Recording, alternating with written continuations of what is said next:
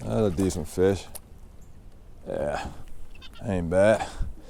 Guys, if you follow these keys I'm sharing with you today, you can fill up your ice chest and fill it up in a hurry, guys. Skip in the ice chest. One there. Yep, decent fish here. Get him up in there. Yeah, decent fish. Nice little black crappie. Guy, huh? Look at that guy. All right, folks, welcome back to the channel. Hope everyone's doing well. Thanks so much for joining us. It's a beautiful fall morning here in Southwest Ohio. We're fishing Caesar Creek Lake, and it's finally fall. One of my favorite times to fish of the year. And I get this question a lot. Marlon, how do we find the crappie? And it's a really, really good question. The water temperature is actively changing. Thermal decline is dissipating. The fish are actively moving around. It can be a bit tough getting a beat on the fish. And so if this is a question that you've had, how do you target crappie this time of year during the migration, stay with me. I'm going to share with you a few key things that I look for when targeting fish this time of year, guys, that if you put into practice, your catch ratios will go way, way, way up. So why don't we get a few fish in the boat and let me tell you all about it. Let's get after them. There's one there. I'm on up here. I'm on up. A little deep down there. Not a bad one for our first fish. Oh, he's trying to get off, isn't he? Water temperature is 60 degrees right now. And you'll notice that there's steam actively escaping the surface temperature right now, indicative of that warmer upper column of water cooling off and triggering what we call this time of year the fall turnover. And that's what we take advantage of pretty much as it begins to trigger the fish to feed up more for the winter time and store up energy. So let's get this guy back in the water. We'll get some more fish. There's one there. Boy, he hit that one soft. Come on up. Come on up. Yeah, decent fish. Come on up. Oh, come here. We'll put this one in the box this morning. Soft bite. He lipped that one. Get a good view of that guy there. Not too bad, huh? Let's get him in the box. And folks, when we want to up our catch ratios, when we're targeting crappie, it's really about understanding the fish behavior. In the spring, we know that they want to move into the shallows to spawn, but they also want to stay protected. During the fall, they want to feed up to store up energy for the winter time, but they want to do it as quickly as possible, and they also want to maintain a level of protection as well. And the three things that tick those boxes, especially on larger lakes, are creek channel, shad, and cover. And I'm going to share with you in just a little bit why those things are important and how we put them together synergistically to up our catch ratios when targeting migration crappie. Let's get back and get some more fish. There's another one there. Oh, come on up. A decent fish here.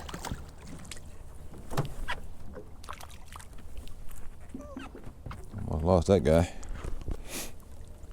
Nice little black crappie. Actually, white crappie. Get the pliers out on this guy. Oh, there he goes. It's a good fish. In the box. There's one there. Come on up here, fella. One little small one.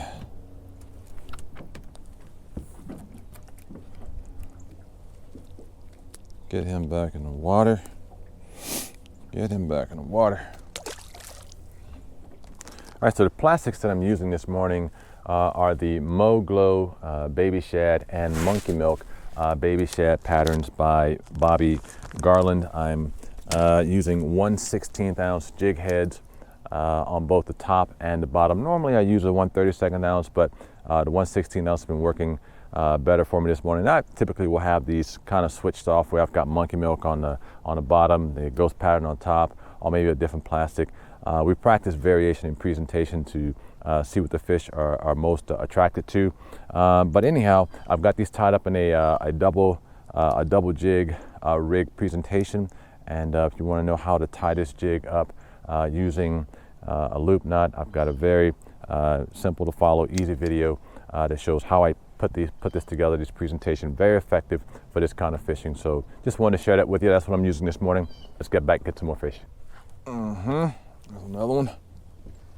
Up. Not a bad one. He ain't bad. Not bad. Put him in the box. Yes, indeed. Yes, indeed. Yes, indeedy. There's one there. Another one. Come on up. Hey, come on up here, fella. I know. And we'll get him back too. We want him a little bigger than that. Yep, come on. Back in the water. Get down in there. Let's talk for a little bit about how I put these key components of the creek channel, shad, and structure together to help me target crappie during the migration season. We know that crappie relate to structure, and we know that they want to feed up as much as they can to store up energy for the wintertime, and they want to do that as quickly as possible. So what I do is I get on my scanners and I target the creek channels and scan the creek channels. The creek channel is like the underwater jet stream that the fish use to get to and from areas very, very quickly. When I'm in the creek channels, I scan the creek channels for full-bodied pieces of structure. Laydowns, stump systems, brush piles, things like that, but the more full-bodied the piece of structure that I'm targeting, the better, and I'll explain why that's important later on. The next thing is I want to look for shad that's in the area. Shad are a prolific bait source for crappie all times of year, but this is especially important during the fall when they're actively feeding up for the winter time. So creek channel, structure, and shad. We put those three things together when we're targeting crappie during the fall, during the migration season, and our opportunities to put fish in the boat go way, way, way up, guys. Let's get some more fish, and I'll keep sharing these keys with you. Oh, there's another one there. Come on. Come on.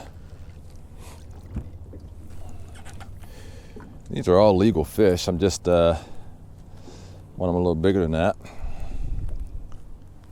Get him back. Another one there. Come on up. Yeah.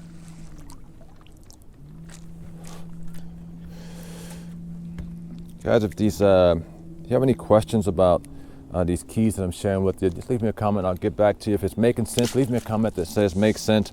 I don't just want to tell you guys how to do this or show you how to come out here and fish it. Communicate with me. Let's go through it together. And if you got any questions, I'll get back to you. Yeah, let's keep fishing. There's another one. Yeah, he's not happy. He's not a happy camper. No. That's all right. I'll get you back in the water. I'll get you back in the water. Let's get him back. Nice fall transition crappie right there.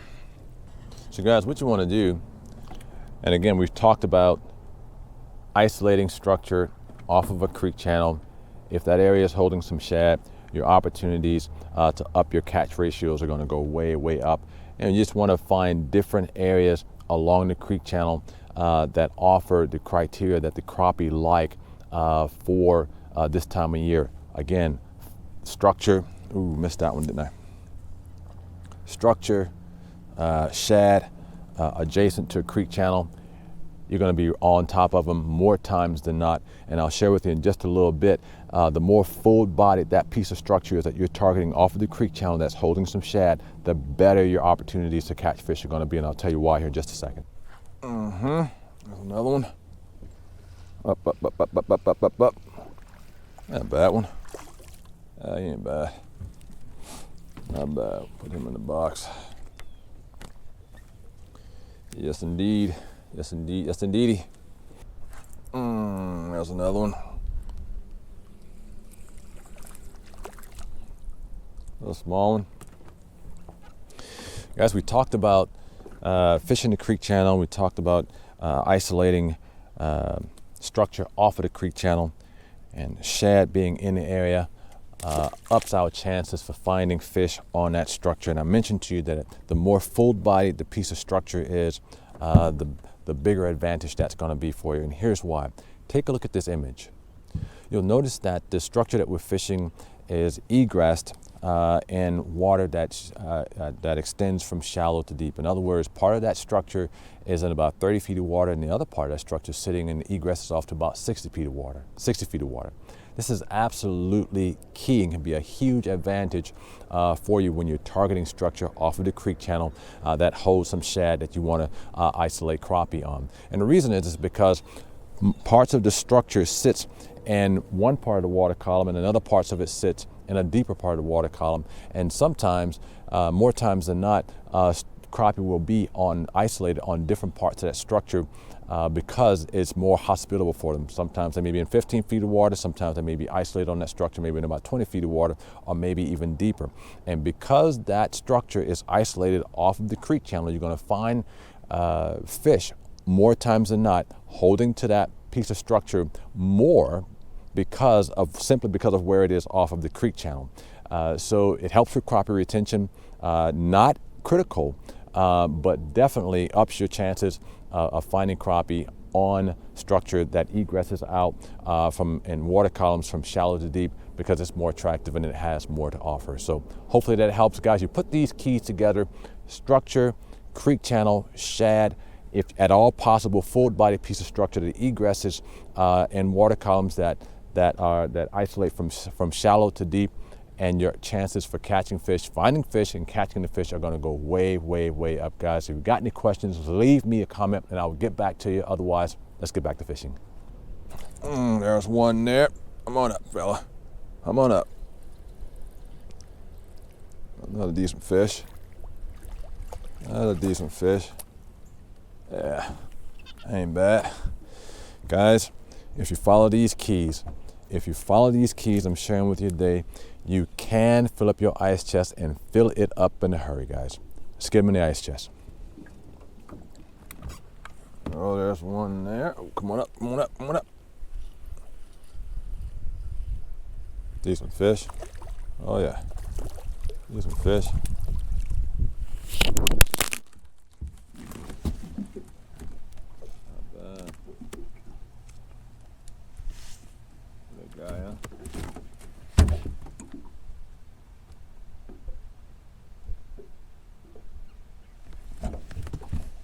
Get him in the box.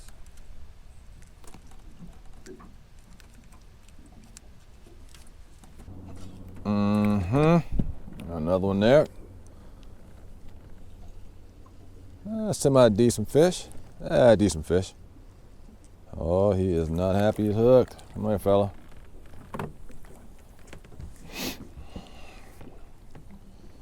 Yes, yes, yes.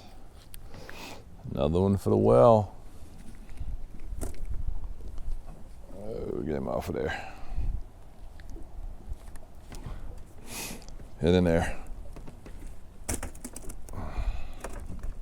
And guys, again, if you got any questions about these keys that I've shared with you today, or about how I'm fishing, just leave me a comment and I will get back to you. Meantime, let's get back to fishing. What we're doing is that I've started off working on the top part of that structure that is in the shallower part of the water column, and I'm now working the back side of that with my jigs adjusted down to about 20 feet. And so because I'm on the downside of that tree in the deeper part, I'm letting it pendulum down and just run right alongside or right over top of that tree as it's passing down from shallower to deep, right to about the 20-foot area in the top of the tree where the fish are holding on the back side, egress side of that tree as it's laying in the two parts of the water column. There's one there. Come on up. Come on up here. Decent fish. Yeah, not bad. Not bad. Go and get him in the box.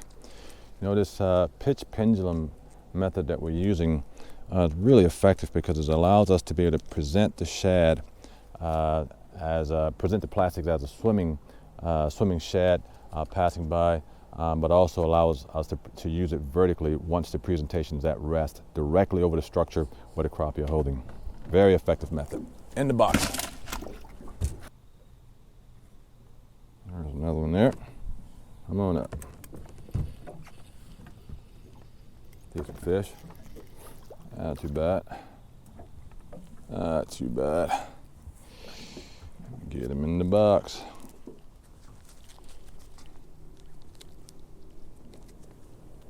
Get some crappie. There's one there. Come on up here. Come on up here. Get some fish. Nice little black crappie. Yeah, ain't too bad. Ain't too bad at all. Look at that guy, huh? Look at that guy. Folks, we're gonna go ahead and stop recording here. Thank you so much for coming out with us. We had a good day out on the water. Hopefully some of the tips and the keys that I shared with you today will help you go out and be more successful when you're targeting fall crappie. Just remember, we want to isolate structure along a creek channel. If it's got some shad in the area, your chances of finding fish on that piece of structure you're targeting are going to go way, way, way up. Again, thanks so much for watching. If you're enjoying the content, guys, please like, share, and subscribe. Please don't forget to do that. Again, thanks so much for watching. Go out, get a line in the water, enjoy yourself fishing, and we'll see you along the way.